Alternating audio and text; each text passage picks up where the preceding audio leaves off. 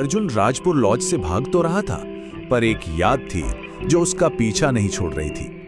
उसे लग रहा था जैसे वो जगह, वो लॉज उसे वापस अपनी तरफ खींच रहा है। और ये सिर्फ कोई वहम नहीं था, ये हकीकत बनने वाला था। उसके कानों में, उसके दिमाग में बस यही शब्द गूंज रहे थे, मेरी मदद करो अर्जुन। ये आवाज एक अजीब सी रिकॉर्डिंग से आ रही थी, एक ऐसी रिकॉर्डिंग जो उसके फोन में पता नहीं कहां से आ गई थी। और यही तो सबसे डरावनी बात थी। सोचिए, रिकॉर्डिंग हुई तो हुई कैसे, जब उसका फोन पूरी तरह से ऑफ था। यहीं से ये कहानी एक ऐसे रहस्य में उलझ जाती है जहां लॉजिक और टेक्नोलॉजी दोनों फेल हो जाते हैं। अर्जुन तेजी से अपनी बाइक पर लॉज से दूर जा रहा था, लेकिन जब उसने बाइक के शीशे में पीछे देखा तो उसका खून जम गया। राजपुर लॉज का बूढ़ा मालिक बालकनी में खड़ा उसे देखकर मुस्कुरा रहा था, पर यह कोई नॉर्मल मुस्कुराहट नहीं थी। नहीं, ऐसा लग रहा था जैसे वो कह रहा हो, तुम वापस आओगे।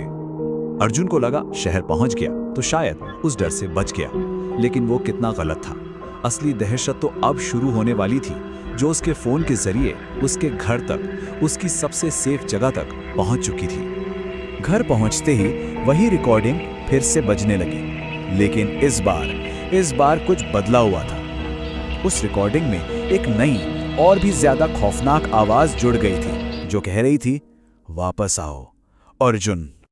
अर्जुन ने घबराकर उस रिकॉर्डिंग को डिलीट करने की ना जाने कितनी कोशिश की, पर हर बार स्क्रीन पर एक ही मैसेज फ्लैश होता, एरर। ऐसा लग रहा था मानो उसका फोन अब उसका रहा ही नहीं, वो बस एक जरिया बन गया था किसी और चीज के लिए। फाइल तो डिलीट नहीं हुई, लेकिन स्क्रीन पर अचानक से ये नंबर चमकने लगा, 108, 108।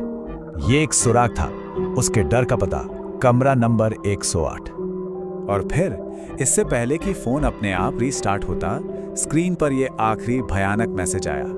अर्जुन के हाथ कांपने लगे। दरवाजा? उसने कौन सा दरवाजा खोला था, और अब कौन सा दरवाजा उसके लिए खुलने वाला था? अगली सुबह अर्जुन के दरवाजे पर किसी ने दस्तक दी, और जब उसने दरवाजा खोला तो सामने जो शख्स खड़ा था, उसे देखकर अर्जुन के होश उड़ गए। वो कोई और नहीं बल्कि राजपुर लॉज का वही बूढ़ा मालिक था। अर्जुन की हालत खराब थी, उसे कुछ समझ नहीं आ रहा था कि ये सब हो क्या रहा है। उसने कांपती हुई आवाज में उस बूढ़े आदमी से बस यही पूछा, और मालिक के जवाब ने सब कुछ साफ कर दिया। उसने कहा कि उस कमरे ने अर्जुन को चुन लिया है, सिर्फ एक बार उसकी दीवार को छूने की वजह से और उन आवाजों को सुनने की वजह से। अब बचने का कोई रास्ता नहीं था। और फिर उस बूढ़े आदमी ने एक ऐसा राज खोला जो और भी डरावना था। उसने बताया कि उसका अपना बेटा वीर मरा नहीं था, वो बस गायब हो गया था, उन्हीं दीवारों के बीच कहीं फंस गया था। वो कमरा सिर्फ एक कमरा नहीं, एक जेल था। उस रात, ठीक रात के 12 बजे, अर्जुन का सबसे बुरा सपना हकीकत में बदलने लगा। उसके अपने बेडरूम में अजीबोगरीब चीजें होनी शुरू हो गई। ये इस बात का इशारा था कि खतरा बहुत पास आ चुका था। अर्जुन ने जब अपना फोन उठाया तो उसकी स्क्रीन पर सिर्फ ये 4 शब्द थे। ये एक कंफर्मेशन था कि राजपुर लॉज का वो कमरा अब उसके घर पहुंच चुका था। और ये हुआ कैसे, जरा ये देखिए।